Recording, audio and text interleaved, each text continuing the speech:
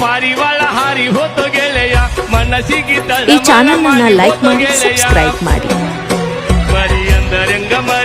ಅಥಣಿ ತಾಲೂಕಿನ ಫ್ಯಾಕ್ಟರಿ ಮಾಲೀಕರು ಪ್ರೀತಿಯ ಪಾರಿವಾಳ ಹಾರಿ ಹೋತೋ ಗೆಳೆಯ ಅನ್ನುತ್ತಿದ್ದಾರಂತೆ. ಇತ್ತೀಚಿನ ದಿನಗಳಲ್ಲಿ ಅಥಣಿ ಮತಕ್ಷೇತ್ರದಲ್ಲಿ ಎಲ್ಲಿ ನೋಡಿದ್ರಲ್ಲಿ ಟ್ರಾಫಿಕ್ ಟ್ರಾಫಿಕ್ ಟ್ರಾಫಿಕ್.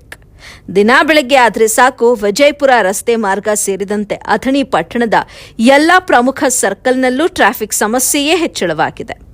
ಇದೇ ತಾಲೂಕಿನಲ್ಲಿ 3 ಶುಗರ್ ಫ್ಯಾಕ್ಟರಿಗಳಿವೆ ಹಾಗೂ ಈ ಅಥಣಿ ತಾಲೂಕು 102 ಗ್ರಾಮಗಳನ್ನು ಹೊಂದಿಕೊಂಡಿದ್ದು, ಇಲ್ಲಿ ರೈತರ ಸಂಖ್ಯೆ ಕೂಡ ಸಾಕಷ್ಟು ಹೆಚ್ಚಳವಾಗಿದ್ದು, ಪ್ರತಿ ವರ್ಷದಂತೆ ಈ ವರ್ಷವೂ ಕೂಡ ಟ್ರ್ಯಾಕ್ಟರ್ಗಳಲ್ಲಿ ಕಬ್ಬನ್ನ ಲೋಡ್ ಮಾಡಿ ಕಳುಹಿಸುವುದು ಸಹಜವಾದ ವಿಷಯ.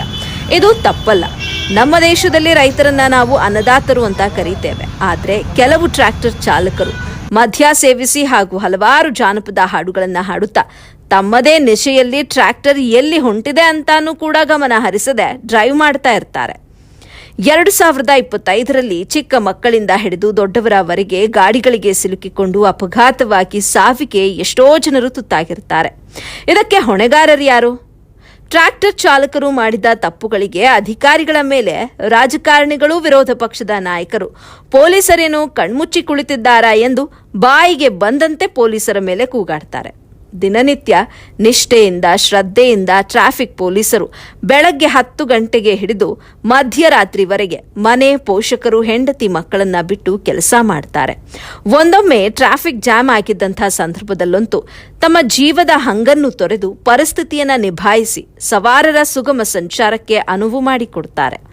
ಆದರೂ ಕೂಡ ಇವರಿಗೆ ನಿಂದನೆ ಮಾತ್ರ ತಪ್ಪಿದ್ದಲ್ಲ.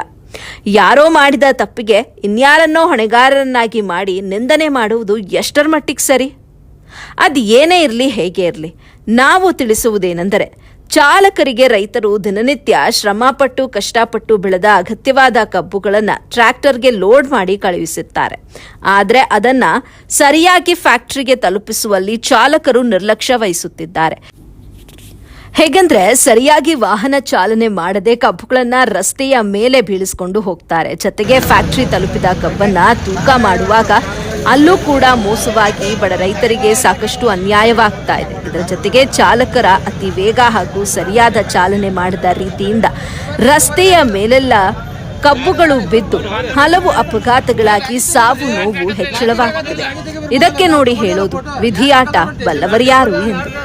ಒಬ್ಬ ಬಡ ರೈತ ಇಂಥ ಗಾಡಿ ಚಾಲಕನನ್ನ ನಂಬಿ ಕಬ್ಬು ಬೆಳೆದು ಟ್ರ್ಯಾಕ್ಟರ್ ಮೂಲಕ ಫ್ಯಾಕ್ಟರಿಗೆ ಸಾಗಿಸಲು ಇವರು ಮೈತುಂಬಾ ಸಾಲ ಮಾಡಿಕೊಂಡು ಪ್ರೀತಿಯ ಪಾರಿವಾಳ ಹಾರಿ ಹೋತು ಗೆಳೆಯ ಈ ಸಾಂಗ್ ಎಷ್ಟೋ ಜೀವಿಗಳಿಗೆ ಯಮಧೂತರಾಗಿ ಹೆಸರನ್ನ ಪಡೆದುಕೊಳ್ತಾ ಇದೆ. ಇನ್ನು ಮುಂದಾದ್ರೂ ನಿಷ್ಠಾವಂತ ಅಧಿಕಾರಿಗಳ ಮೇಲೆ ಗೂಬೆ ಕೂರಿಸೋದನ್ನ ಬಿಟ್ಟು ಇದಕ್ಕೆ ಸಂಬಂಧಪಟ್ಟ ಅಧಿಕಾರಿಗಳು ಯಾರು ಅಂದ್ರೆ ಪೊಲೀಸರಲ್ಲ. ಕರ್ನಾಟಕ ರಾಜ್ಯದಲ್ಲಿ ಮತ್ತೊಂದು ಇಲಾಖೆ ಇದ್ದು, ಅದು ಯಾವುದಂದ್ರೆ RTO ಇಲಾಖೆ.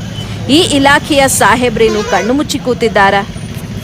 ಇಂಥವರ ಮೇಲೆ ಕೂಡಲೇ ಕ್ರಮವನ್ನ ಪಡೆದುಕೊಂಡು ಚಿಕ್ಕವರಿಂದ ಹಿಡಿದು ದೊಡ್ಡವರವರೆಗೆ ಟ್ರ್ಯಾಕ್ಟರ್ಗಳಿಗೆ ಸಿಲುಕಿ ಅಪಘಾತಕ್ಕೀಡಾಗಿ ಸಾವಿಗೆ ತುತ್ತಾಗುವುದರಿಂದ ತಪ್ಪಿಸಬೇಕು ಎಂಬುದು ಸಾರ್ವಜನಿಕರ ಆಗ್ರಹವಾಗಿದೆ.